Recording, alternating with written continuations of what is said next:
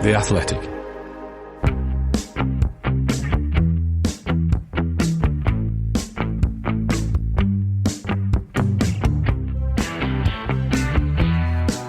Hi folks, welcome to another episode of the Athletic FPL podcast. I'm Mark McGettigan. You'll find me on Twitter at FPL General.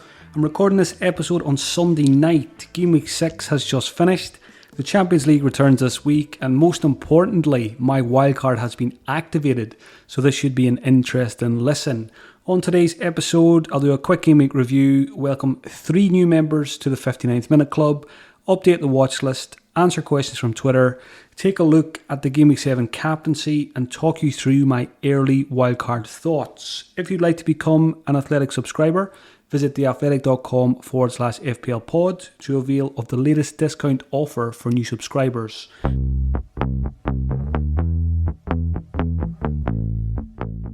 A very brief review of the game week because it wasn't a good one, as it was for many. I brought in Pascal Gross for the injured Rodrigo, so that one worked out okay. Pascal Gross got the assist. I was considering the likes of Trossard and Marcus Rashford, so of course, as always, it could have went better, but not going to complain with Pascal Gross because he was one of only 2 players in my squad who didn't blank this week. 36 points, big fat red arrow. Another very frustrating game week. Captained Haaland for 18, Gross with 5, and every other player in the squad blanked. So I'm looking forward to kicking lots of them out this week. In terms of shoutouts, a warm welcome to the 59th Minute Club to Neekskins Cabano from Fulham and Conor Gallagher and Christian Pulisic from Chelsea. So 3 new members this week, and I have to mention the Liverpool game. Tsimikas and Trent Alexander-Arnold, 58 minutes, so they just about missed out on the 59th Minute Club. But what a game week it was for people like myself who have double Liverpool defence.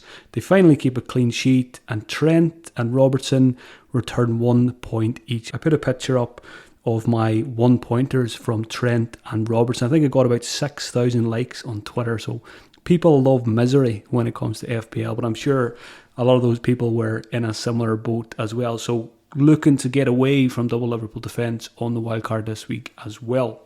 For the watch list section this week, I'm going to talk you through the players that I'm considering for this wildcard for Game Week 7. So there's 40 players on it.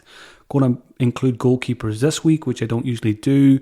But before I start going through it, 3 players removed from the watch list this week. Cucurella, because I prefer Reece James and Fofana now when it comes to Chelsea defenders. Chilwell came off the bench, got himself a goal and an assist. So that's not great news for Cucurella when Fofana's also there now to take up one of the 3 centre-back positions. So I think Reece James and Fofana are in my thoughts for the wildcard, whereas Cucurella isn't. Harrison is also gone from Leeds because he was substituted at half-time. And Kulusevski also because just don't think he's worth his price tag at the moment. And we now know that he's also a rotation risk player. So on to the watch list. Goalkeepers first of all. I was on Danny Ward and Everson for the first couple of game weeks. I've been on Ederson for the last 2 or 3. It's been okay, but I'm still not convinced it's worth paying the premium for Ederson. So when it comes to Friday night, it's going to be a decision between Ederson. Do I keep him? Do I go for Nick Pope, who's been performing very well? Question about Nick Pope later, so I'll come back to it and I'll go into more detail on him and Newcastle. And then Sanchez is the other one. Disappointing last 2 game weeks for Sanchez owners, but I still think at 4.7 he could be good value long term. So that's the 3 goalkeepers under consideration: Ederson, Pope and Sanchez. At the moment, leaning towards Nick Pope, which I'll cover more later. Defenders, one of the big decisions I need to make is, do I keep Trent Alexander-Arnold? Andy Robertson is definitely going. I don't want double Liverpool defence anymore. I still have a lot of faith in Trent. Liverpool haven't started the season well. Their fixtures are quite tricky for the next 5 or 6 game weeks also, but I think Trent probably will survive. I've removed him on the first draft, and I've removed Salah as well, because both players might drop in price this week, and then I could just buy them back for 0.1 cheaper on Friday or Saturday morning. So Trent is gone for now, but could well come back in before the weekend. At Manchester City, the options I'm considering are Cancelo. Again, like Trent, do I keep Cancelo? Do I sell him? Hasn't been as good in terms of the eye test and in terms of the stats this season compared to last season. So I think there is a strong argument for letting Cancelo go at 7 million and spending a little bit less if you want in on the Manchester City defence. So that comes into my goalkeeper pick as well. If I don't go Cancelo, maybe I'll be more likely to stick with Ederson. But if I go with neither, I'm also looking at Ruben Dias and Kyle Walker as well. Talk that Kyle Walker did pick up an injury, so I need to keep a close eye on that this week as well. But, Kyle Walker for 5.1, Cancelo for 7. To me, on the information we have this season, Walker feels like, money better spent and then using that 1.9 million elsewhere in the squad. So that's another decision I need to make. Keep Cancelo or let him go. At Chelsea, like I said, I like Reece James. I sold him when he missed that game 2 game weeks ago, and I was close to getting him back in this week. If I didn't have the Rodrigo problem to deal with, I probably went straight back to James. So I think Reece James will be one of the first names on my wildcard squad. I know Chelsea are not keeping clean sheets, but I do rate James quite highly, and I like him as a long-term hold. Fofana might come in alongside him, and it's not necessarily to have 2 Chelsea defenders in my starting 11. I just like Fofana's price, and he may well be a first sub most weeks if I do bring him in. Trippier and Botman from the Newcastle defence. Trippier obviously started the season really well in FPL terms. Newcastle have 3 clean sheets. They've got good fixtures coming up as well, so Trippier has a very good chance. I'd say Trippier is definitely going to be in my wildcard. It's just a question of, do I double up with Pope? And then Botman is an option as well. I think he's down to 4.4, and he passed the eye test in terms of, attack and threat from set pieces at the weekend as well. So Botman is under consideration also. Perisic, probably going to lose him, but I'm still going to include him in this watch list. I'm not going to completely rule him out, but they've got Man City next, so Perisic probably will lose him and maybe look to come back to him in the future. On to the cheaper defenders then on the watch list for the wildcard. Dalot, Manchester United, 4 wins on the bounce. Dalot's performing well in the bonus point system, got a bit of attacking potential as well. Probably won't make the cuts, but if you are looking for a Manchester United defender, Dalot looks the best pick. Still like Brighton defensively, even though there's no clean sheets in the last 2. So Lewis Dunk and Webster are in my thoughts as well. I prefer those because they're more nailed than Estupinan. Nico Williams, Patterson and Emerson. So 3 4 million defenders. I think Nico's gone up to 4.1 now, but I'll probably have 1 spot in my defence, which will be a bench spot for a 4 million price defender. So need to decide on Nico, Patterson or Emerson. At the moment I've got Patterson. Nico Williams probably the most attacking of them all, just not too many clean sheets there. And Emerson probably plays for the best defence if he can lock down a place in that West Ham team under David Moyes. Cresswell's injured at the moment, but long term a lot of West Ham fans seem to think Emerson could be a regular starter, so going to look into that a bit more this week as well. Maybe Emerson will get the nod over Nico Williams or Patterson, but again, not a hugely important position in the squad because it is a bench pick. So again, those defenders: Trent, Cancelo, Diaz, Walker, James, Fofana, Trippier, Botman, Perisic, Dalot, Dunk, Nico, Patterson and Emerson. Midfielders to consider this week for the wild card. Big decision: Mohamed Salah, does he stay, does he go? Come back to it in the question section. Luis Diaz, haven't owned him all season. I've been fearful of him every week. As a Robertson owner, it hasn't been fun having Robertson and not having Diaz. So Diaz's time in FPL teams might be getting short now. With the likes of Jota and Darwin back, we might see a bit of rotation. But I think there's a good chance I might go for Diaz because he's one of the players I feel like I've been missing out on. And I really want to own him. I just think he looks good every week. Comes close to points, usually in the games where he doesn't get them, hitting the woodwork a lot and stuff like that. So I just think he's a cracking player. And obviously a very affordable route into the Liverpool attack. So Diaz, good chance he'll make the cuts. At Manchester City, you've got Kevin De Bruyne, as is Sterling from Chelsea. Again, if Haaland's going nowhere, if I keep Salah, which I think is probably likely, not going to have space for Sterling or De Bruyne. Wilfred Zaha was on the watch list, having a great season. At Arsenal, I'm going to keep Martinelli and I'm going to keep Jesus. But Saka is added to the watches. I thought Saka was excellent against Manchester United despite Arsenal losing that game. So Saka firmly back on the radar. And I still think you could go for the Martinelli, Jesus, Saka attack and triple up. I'm going to move away from the Arsenal defence. Saliba's going to come out. No clean sheets in the last 3. Not a huge amount of attacking threat there either. So that opens the door for going Saka as well. But if I go Luis Diaz, not going to be any space for Saka, but I will be giving him some thought this week. Rashford's fantastic performance against Arsenal, firmly on the radar. I think a lot of managers will go there this week, but we need to be careful because it looked like he did his hamstring towards the end of the game. So hopefully we get some clarity on that this week. Certainly in Friday's press conference from Ten Hag, hopefully find out if Rashford's okay or not. If he's okay, I think he'll definitely be in my wildcard squad. If there's any doubts, I'll just go elsewhere. But good to have him back as an FPL option. Ward-Prowse as well, although when I didn't pick him in game week 1, I'm probably unlikely to go there now. I think with Ward-Prowse, in my mind now, we've kind of got a cheaper Ward-Prowse at Brighton. We've got McAllister taking the penalties, taking the free kicks and stuff like that. So I'd probably just spend $1 million less and get a player from a better team and go McAllister over Ward-Prowse. So I'll give him some thought, but probably not going to make it. Talking about the Brighton guys, you've got Trossard, you've got Gross, and you've got McAllister. I've got Gross, just got him this week. Going to keep him in for now because he might rise another 0.1 and I might make a bit of profit there. But come Friday, I'll probably go for one Brighton midfielder. And it could be any of the 3. Most likely Trossard, I think. I think I like him most if I can make it work financially. Let's say Rashford's ruled out. I think I can see myself going Trossard for the next 2 fixtures, which are good. I think it's Bournemouth next for Brighton. Absolutely fine to keep Pascal Gross as well. I might end up keeping him if I can't afford Trossard. Just McAllister, yes, he's getting lots of points, but it's very much dependent on those set pieces. Not doing much from open play, so that's why I prefer Trossard on that one. At Leeds, Sinisterra and Aronson will be in my thoughts. Probably won't make the cut though, just not doing enough at the moment. Sinisterra has got back-to-back goals, scored in the cup as well, but still coming off early, still building fitness, it looks like. So I just don't think I'll end up having a space in my midfield for a Leeds attacker.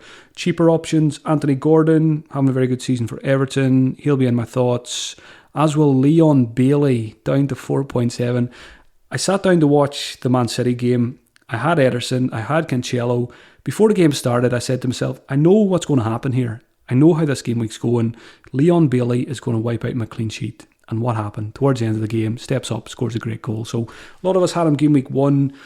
I don't think I'll go back to him yet, but when he's dropped to such a cheap price, when he's getting more regular 90 minutes now, certainly want to keep an eye on. I still think he could be subject to rotation at times. So again, tricky price point because Andreas Pereira is going to stay in my squad. So do I want a 4.5 and a 4.7? Probably not.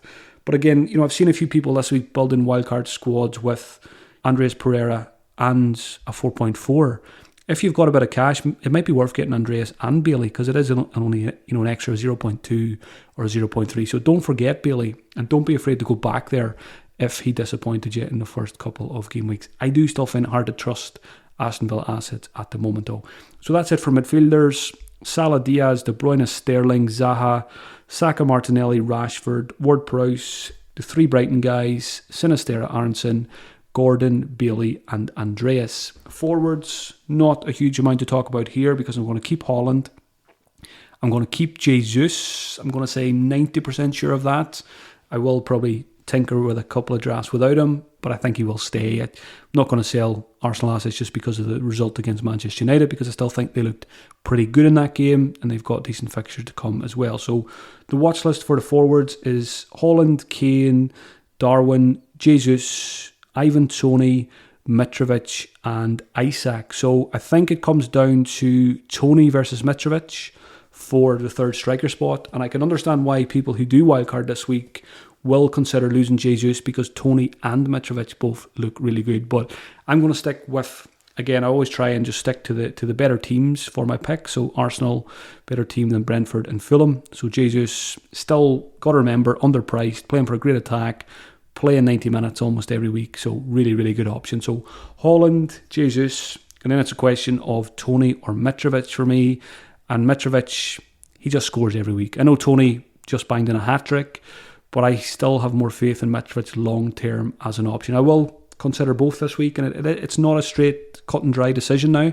It would have been last week before Tony got that hat-trick. He's taking free kicks, doesn't miss penalties, playing with a lot of confidence, playing with a World Cup in mind, coming in the winter time. So he is a very good option, but I think I will lean towards, which I think is the ideal strike force of Haaland, Jesus and Mitrovic. Isak's looking good for Newcastle, but I do prefer Tony and Mitrovic. And again, price points like Sterling, like De Bruyne, quite hard to fit in the likes of Kane and Darwin if I stick with Salah. So again, sticking with Salah or losing him is the big decision I need to make this week, and that decision will dictate a lot of other decisions.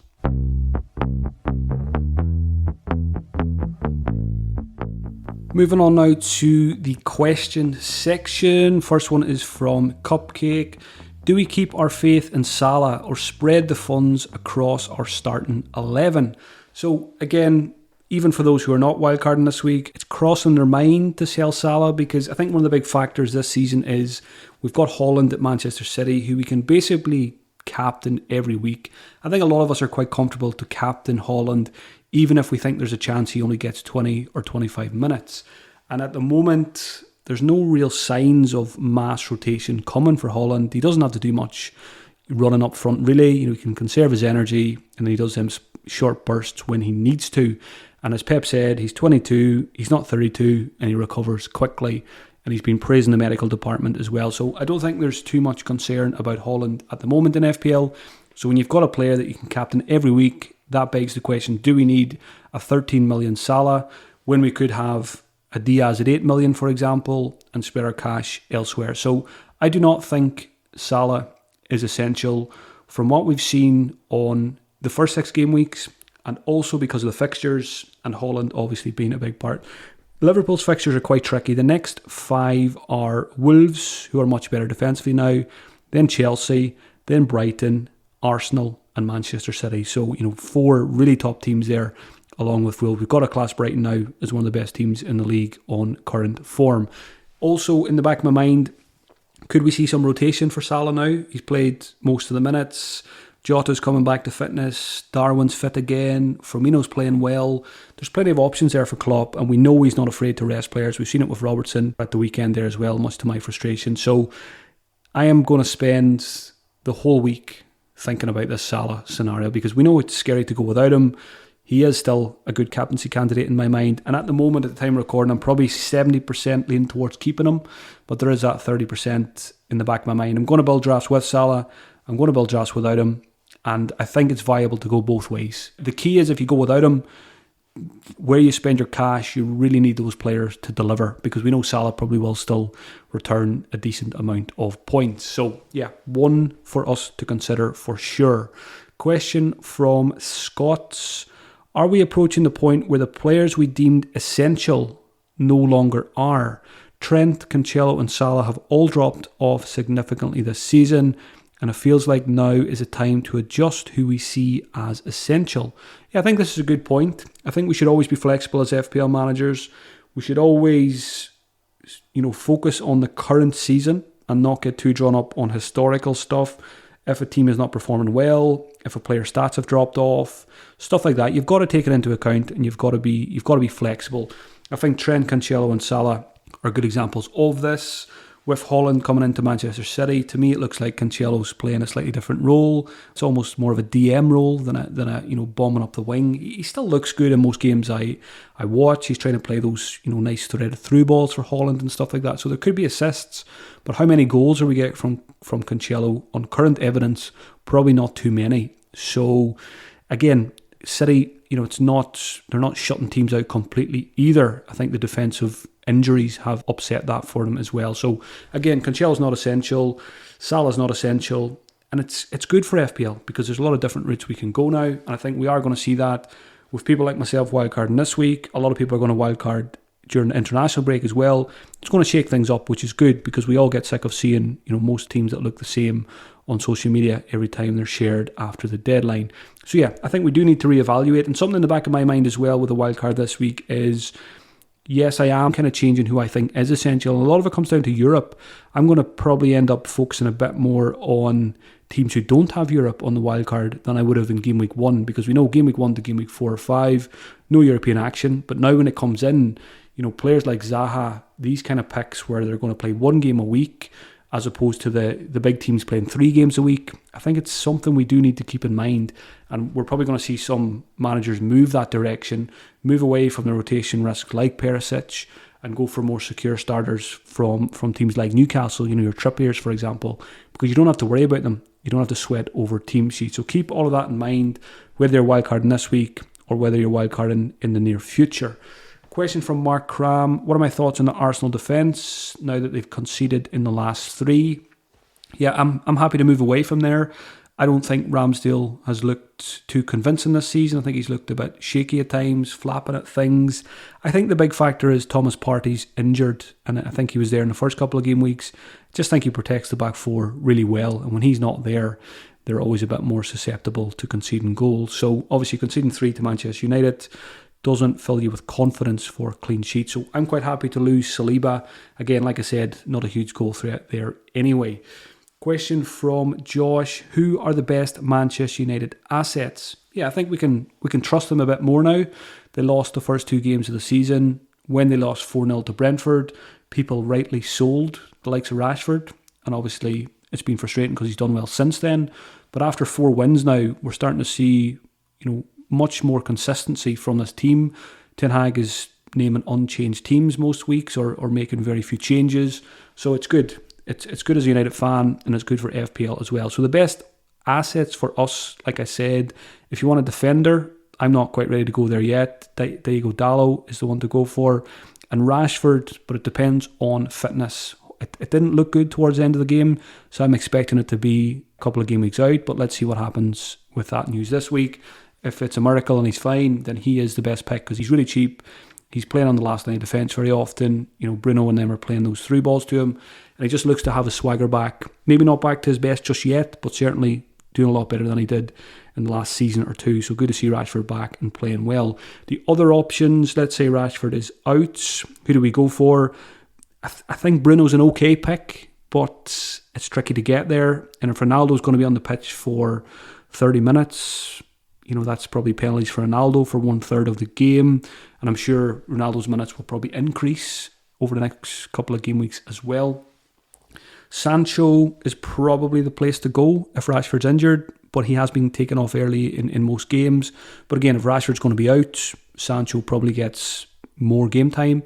Eriksen playing quite deep, but still pops up with a couple of chances, and he's creating chances as he always does, so he's okay as well as a cheap option. I just think there's more exciting options out there. And then Anthony is probably the most exciting option. Great debut, great goal. Seen someone tweeting, it's good to see a left-footed right winger for Manchester United. Finally, I was crying out for someone like Kulusevski to come in, and hopefully Anthony is that player now. So gives us a bit more balance in attack. So yeah, Dalot and Rashford look the best value. And then if Rashford's out, you're probably looking at a punt on an Anthony or a Sancho. I probably wouldn't go Bruno or Eriksen.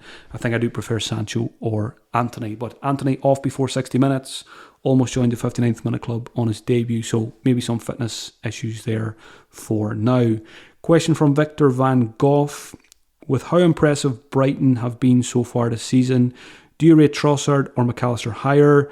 Victor needs a Rodrigo replacement and already has Pascal Gross. So yeah, Bournemouth next for Brighton. So still a great time to go and invest if you haven't already. And like Victor here, I think the double up's fine because next 2 fixtures are good for Brighton. A lot of people have a Brighton asset. So if you really want to gain from them winning games, maybe the double up in attack is the way to go. So Gross is great. I would just keep him. And like I said earlier, I slightly prefer Trossard because he's going to be in the box. He's going to get the shots in the box. And I don't like relying too much on a set-piece player like McAllister. I would expect McAllister's points to drop off a bit now, and I think Trossard has the potential to be more consistent. All depends, I guess, on how many penalties Brighton continue to win. But yeah, Gross and Trossard would be the double up I would go for there. Question from FPL Valley. How strong a bench do we need And is it time to go with 3 forwards? So 2 questions in one there. Is it time to go with 3 forwards? Yes, I think it could be the season of the forward. Like I said, Haaland and Jesus are great picks. And there's plenty of other options out there for the third one as well. So I will be certainly going with 3 strikers on my wildcard this week. The first part of the question, how strong a bench do we need?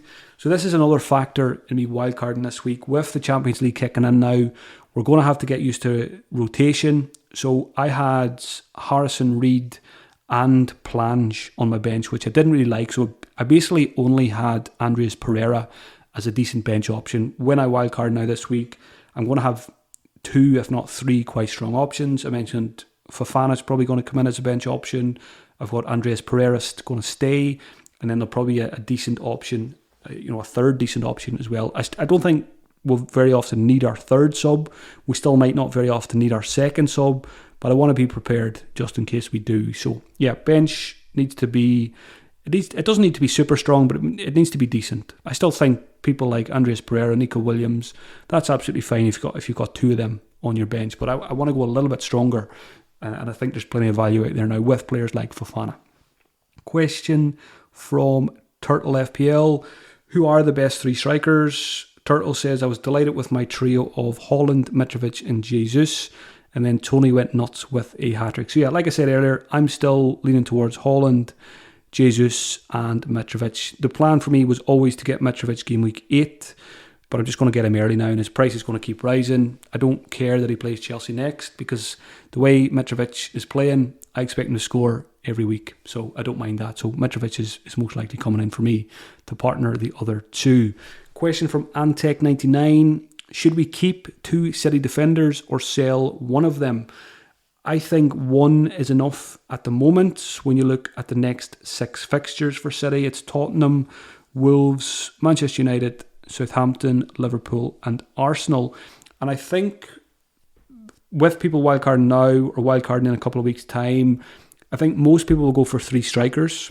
So I don't think we're going to see too many people sticking with 5 at the back. I think most wildcard teams will have 3 at the back or 4 at the back.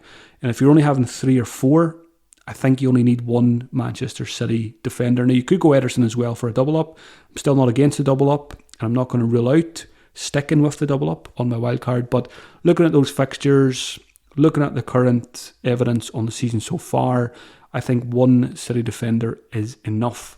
Question from Justine Basma: Wolves have conceded the fewest goals this season, 4 goals conceded in 6 games.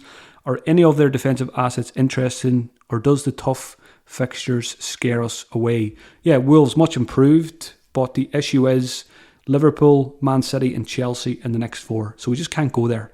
One to come back to in 4 or 5 game weeks time, because the Wolves guys are looking pretty good. But again, not a huge amount of attacking threat from those Wolves guys. Maybe 8 Nuri, but he doesn't start every game. So yeah, probably not going to make it because there's just better options elsewhere. But good to see them improved defensively this season.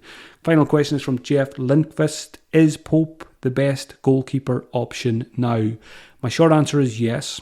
I just think Newcastle are much improved under Eddie Howe. They don't concede too many goals. I've seen a great tweet from Andrew Gower today or yesterday.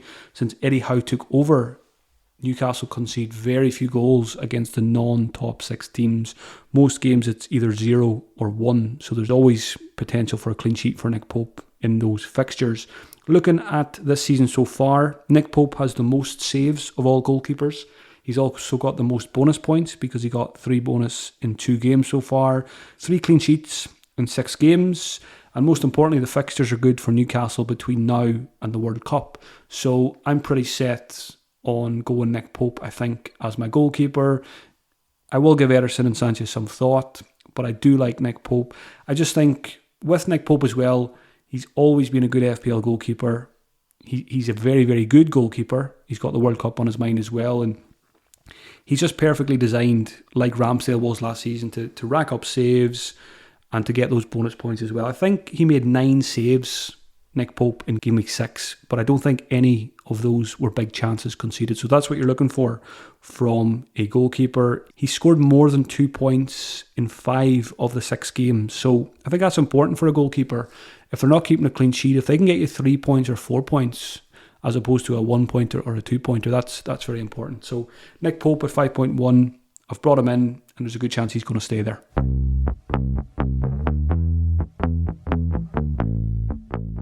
Game week 7 captaincy now. Very early thoughts. I'll come back to this on Friday's episode after the Champions League games. Champions League minutes, I think, is going to be very important from now on in determining who is the best captain candidate. I could put a poll out on Sunday night for captaincy. Then we have the Champions League games and another poll on Friday. I think both polls could look very different. So top 3 candidates based on fixtures this week are Haaland at home to Spurs, Salah is at home to Wolves, and Jesus is at home to Everton. So my hopes are that Haaland gets a rest in the Champions League, or at least significantly reduced minutes. Let's say he gets 60 or 70 minutes. I think I'll stick with him as auto-captain for the Tottenham game, even though it's not an easy fixture. I just think he's that good. I just want to captain him as often as possible this season. If I keep Salah on the wildcard, he will be in my thoughts against Wolves. But again, Wolves are better defensively as well, and Liverpool not firing on all cylinders yet. Jesus, home to Everton, probably has the best fixture of the 3. But I find it hard to captain Jesus when I could captain Haaland. So very early thoughts here. We'll come back to that on Friday. Wildcard thoughts. I've made a few notes here just to give you some of my thought process for hitting the button. My notes say it hasn't been a great start to the season, and I don't want to be too passive. The plan was to play it during an international break between Game Week 8 and Game Week 9, but that was only really because I always like having 2 weeks to play around with the wildcard. I think part of it as well was when you're on social media, when you listen to lots of FPL podcasts, you kind of get swept up in what the plan of the majority is, and you're hearing it all season. Wildcard between 8 and 9, wildcard between 8 and 9. Let's wildcard during an international break. But you've got to remember, you've got to do it when it's right for your team. And I've had another frustrating game week. Things like double Liverpool defence has been a nightmare. I've only got one free transfer going into the weekend now. Don't want to play Perisic against Manchester City. Quite happy to jump off double City defence before they play Tottenham, because I think Tottenham could score. So there's plenty of things I want to change, and it feels like a good time. I spent about an hour on Saturday night around midnight trying to figure out whether to wildcard or not. And I couldn't come to a decision. And I don't like making decisions late at night, so I slept on it and then watched the games on Sunday. And then right after the Manchester United game, I pressed the button. So I missed a couple of price rises on Pope and Trippier by waiting until Sunday. But that doesn't bother me too much because I'll still be able to build a pretty good wildcard squad. So it wasn't a rash decision. I spent most of the weekend thinking about the wildcard. I was close to wildcarding last week and the week before anyway. So it feels like a good time to do so.